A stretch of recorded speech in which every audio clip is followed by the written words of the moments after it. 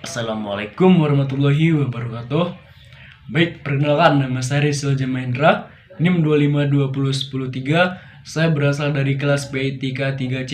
Baik, di sini saya akan menjelaskan materi mengenai UAS saya. Yang pertama materinya adalah yaitu memahami dan menganalisis tentang hukum penyelenggaraan jenazah, rukun dan syarat dalam memandikan jenazah, adab-adab saat memandikan jenazah, serta tata cara memandikan jenazah sepenuh dan secara sempurna. Nah, baik.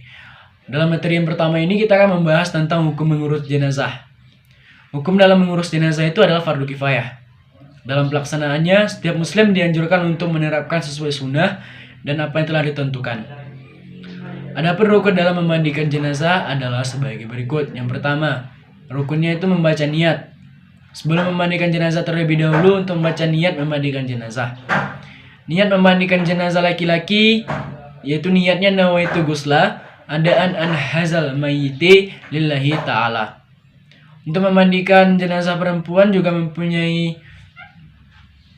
niat, yang mana niatnya itu nawaitu gusla adaan an hazihil mayyitati lillahi ta'ala.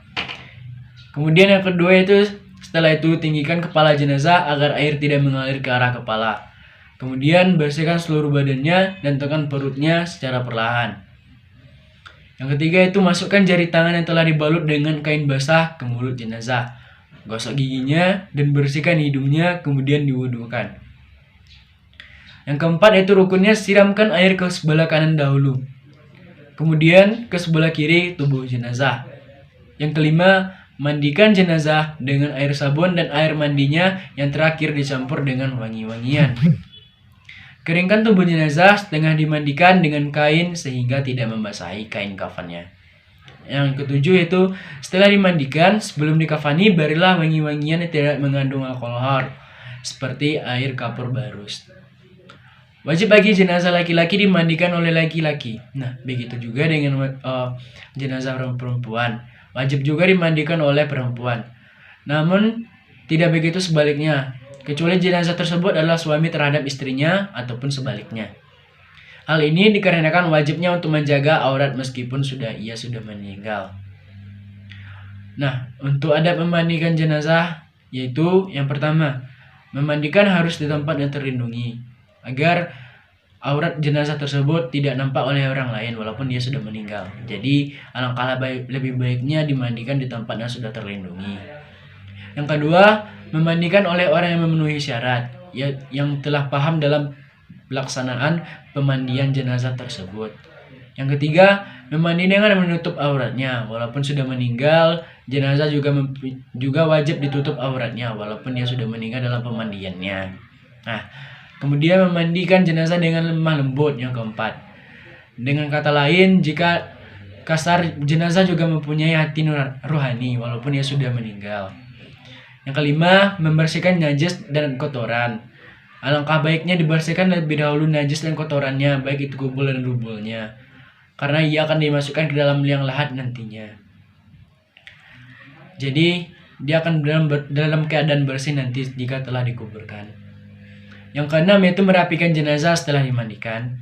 Yang ketujuh, menutup aib jenazah selama pemandian jenazah dan setelahnya. Dengan kata lain, jika ada jenazah yang keluar baunya tidak mengenakan, jadi alangkah lebih baiknya ditutup dengan aibnya jenazah tersebut, baik itu dalam pemandiannya ataupun setelah pemandian jenazah tersebut. Dan kemudian adapun tata cara dalam pemandiannya yaitu yang pertama yaitu persiapan. Siapkan terlebih dahulu. Yang pertama adalah menyiapkan ruangan tertutup agar orang lain tidak mampu melihat aib-aib atau aurat yang telah saat pemandian dalam jenazah tersebut. Yang berikutnya itu selanjutnya siapkan terlebih dahulu peralatannya. Yang mana peralatan dalam pemandian jenazah tersebut ialah sebagai berikut. Yang pertama, air secukupnya, sabun, kemudian air kapur barus, wangi-wangian, sarung tangan untuk memandikan, kemudian potongan atau gulungan kain kecil, kemudian kain basahan. Dan berikutnya itu terakhir adalah handuk untuk pembersihan atau pengeringan di jenazah tersebut. Yang kedua, langkah untuk memandikan jenazah. Dalam langkah pemandian jenazah, yang pertama yaitu petugas untuk menggunakan sarung tangan terlebih dahulu. Setelah berniat, periksa terlebih dahulu kuku jenazah. Apabila panjang, hendaknya dipotong hingga memiliki ukuran panjang yang normal. Selanjutnya memeriksa bulu ketiak atau bulu ketiak agar dicukur hingga memiliki ukuran yang panjang yang normal. Bila panjang, cukurlah bulu ketiak tersebut. Khusus untuk bulu kemaluan tidak boleh cukur karena termasuk dalam aurat besar. Kemudian kepala jenazah diangkat dan setengah duduk. Lalu perutnya tekan agar kotoran keluar. Selanjutnya siram seluruh tubuh jenazah hingga kotoran yang keluar dari dalam perut tidak ada yang menempel di tubuh jenazah. Setelah itu bersihkan kubul kemaluan depan dan dubur kemaluan belakang agar jenazah nantinya bersih saat dikafani maupun dikuburkan. Jenazah tidak ada kotoran menempel di sekitar bagian tersebut, baik dubul dan maupun kubul. Nah, setelah mengeluarkan kotoran dari dalam perut, langkah selanjutnya ialah membasuhi jenazah. Ini dimulai dari anggota tubuh sebelah kanan, mulai dari kepala, leher, dada, perut, paha, sampai kaki paling ujung. Saat membasuh jenazah, sambil dituangkan air ke tubuh jenazah. Bagian tubuh jenazah juga digosok dengan menggunakan sarung tangan atau kain handuk yang halus. Pastikan saat menggosok badan jenazah tidak dilakukan dengan kain kasar atau keras, yaitu melainkan dengan lemah lembut. Memandikan jenazah boleh dilakukan lebih dari satu kali. Nah, kenapa? Karena ini tergantung dari bagaimana kebutuhan kebersihan yang terasa dalam saat pemandian jenazah tersebut. Setelah jenazah dimandikan, kemudian petugas dalam memandikan jenazah itu yaitu melakukan pemwuduan, yaitu dengan wudhu. Jenazah tersebut sebagaimana wudhu yang biasa dilakukan oleh orang-orang sebelum sholat. Namun, petugas tidak perlu memasukkan air ke dalam hidung dan mulut jenazah, tetapi cukup membasahi jari yang dibungkus dengan kain atau sarung dengan digunakan membersihkan bibir jenazah, menggosok gigi, dan kedua lubang hidung jenazah hingga bersih.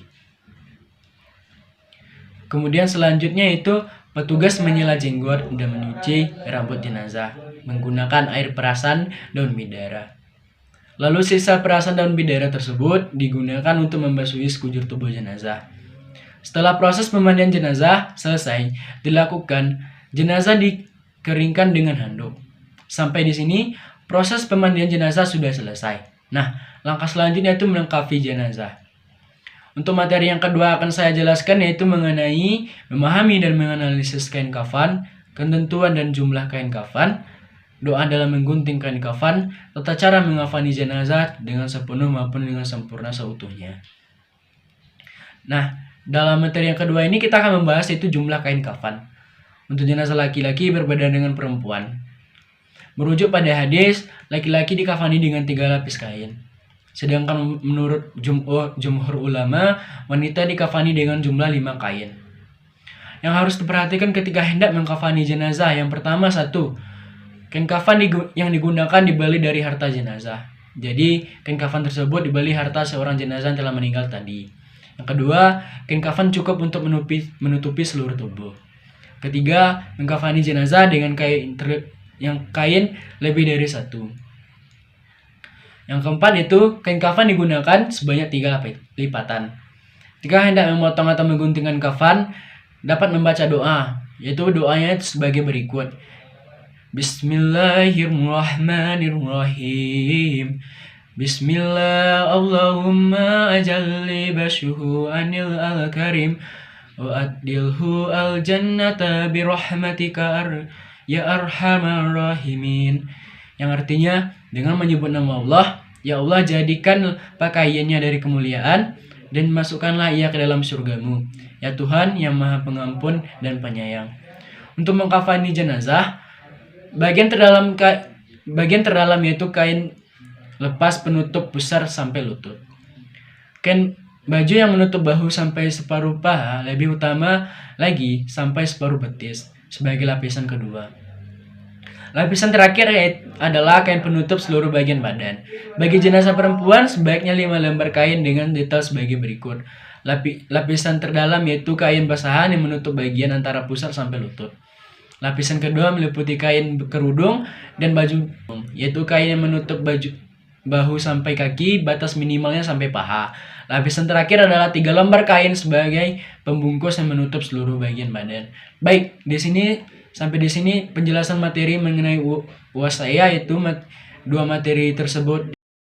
Jika ada salah atau janggal, saya mohon maaf. Saya sudahi dengan Assalamualaikum warahmatullahi wabarakatuh.